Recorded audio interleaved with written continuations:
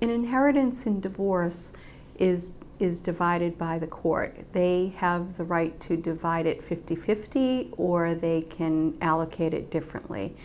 As a general matter, if an inheritance is fairly traceable to the person that received it, then the court would not divide that 50-50, especially if the inheritance was received close to the date of divorce. It also depends how the parties treated the inheritance during the marriage. If, for example, they got an inheritance and decided they both wanted a new kitchen, and that was 10 years ago, and they've both enjoyed the kitchen, then you're not going to be able to really go back and take out that $30,000 and say that you should get it back out of the marital estate, because